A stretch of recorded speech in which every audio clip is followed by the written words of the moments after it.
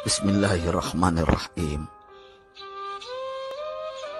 Pada suatu hari Rasulullah SAW ditemui oleh malaikat Jibril.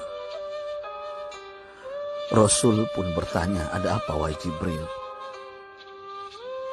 Jibril menjawab, "Wahai Muhammad, sesungguhnya hari ini Allah Subhanahu wa Ta'ala sedang mengobarkan nyala api neraka, dan seluruh para malaikat amat ketakutan. Mereka tidak tahu harus bagaimana. Untung aku ingat," kata Jibril, "bahwa engkau Muhammad adalah sumber cinta dan sayang Allah Subhanahu wa Ta'ala kepada alam semesta. Dengan alasan itu aku kesini, bertabaruk mengambil berkah dengan cinta Allah kepada dirimu, ya Rasulullah, ya Muhammad." Rasulullah terdiam beberapa saat, kemudian bertanya lagi, "Wahai Jibril, ceritakan padaku bagaimana neraka itu sesungguhnya." Jibril menjawab, "Wahai Muhammad, neraka itu bagaikan lubang-lubang yang terdiri dari 7 tingkat. Jarak antara satu lubang dengan yang lain ialah perjalanan 70 tahun. Lubang paling bawah adalah lubang yang paling panas." Nabi SAW meneruskan pertanyaannya, "Lalu siapakah penghuni lubang-lubang neraka itu, wahai Jibril? Sampaikan kepadaku, Jibril." Jibril menjawab, "Lubang yang paling bawah diciptakan untuk orang-orang munafik. Lubang yang berikutnya untuk penyembah berhala. Lalu untuk penyembah bintang dan matahari." Jibril terus menerangkan penghuni tingkatan neraka hingga lubang yang kelima, tempat umat Yahudi, dan yang keenam dihuni oleh umat Nasrani. Setelah menjelaskan penghuni 6 tingkatan neraka, Jibril diam cukup lama. Rasulullah SAW penasaran dan bertanya kepada Jibril, "Wahai Jibril, siapakah penghuni neraka yang ke-7?" Jibril diam saja tidak menjawab. Rasulullah SAW mengulangi pertanyaannya, tapi Jibril tetap diam. Rasulullah tambah penasaran dan mendesak Jibril agar dijawab pertanyaannya. Akhirnya Jibril pun berkata, "Umatmu, wahai Muhammad, mereka itu para pelaku dosa besar di kalangan umatmu, yang dimana sampai mereka mati belum sempat bertaubat." Mendengar jawaban Jibril, Rasulullah langsung jatuh pingsan. Jibril merangkulnya dan meletakkan tubuh baginda di atas pangkuannya. Tak berapa lama Rasulullah SAW sadar dan langsung menangis bersimbah air mata dengan terisak-isak. Rasulullah mempertegas pertanyaannya, "Wahai Jibril, apakah benar ada di antara umatku yang masuk neraka?" Jibril menjawab, "Benar, wahai Muhammad, pelaku dosa besar di antara umatmu yang belum bertaubat." Setelah itu Rasulullah menghadap kiblat dan sujud kepada Allah dalam isak tangisnya.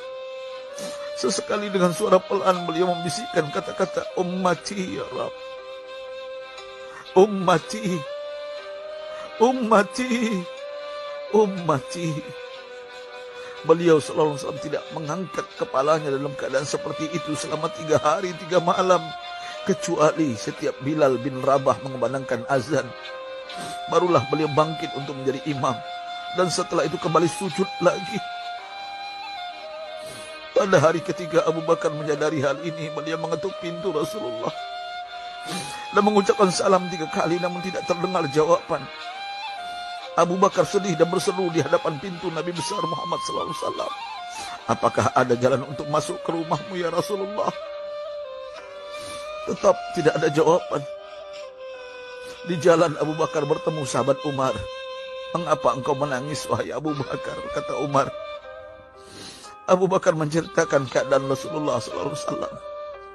Maka Umar pun melangkah menuju rumah Rasulullah dan terjadilah hal yang sama.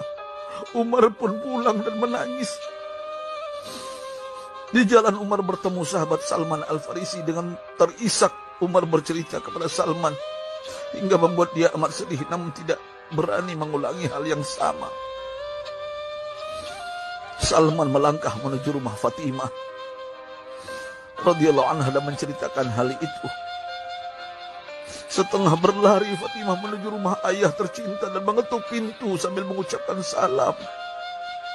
Mendengar suara lembut putri tercinta, sejuklah dada Rasulullah. Beliau bangkit dari sujud dan membuka pintu. Alangkah terkejutnya Fatimah melihat Rasulullah, ayah tercinta, amat kurus dan pucat. Fatimah memeluknya lalu menangis. Wahai ayah, apa yang terjadi? Mengapa engkau amat sedih seperti ini?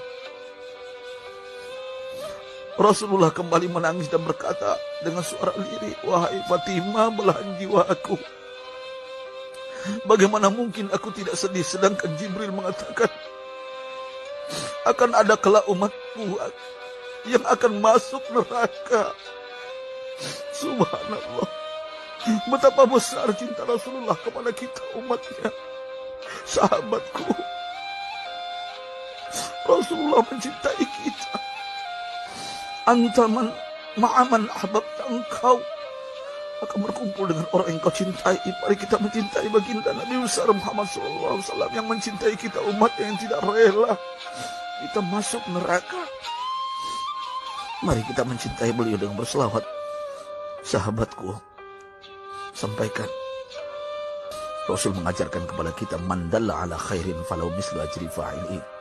Siapa yang menunjukkan kepada kebaikan, maka dia akan mendapatkan pahala seperti orang yang mengerjakannya. Mudah-mudahan ini menjadi pahala jariah bagi kita.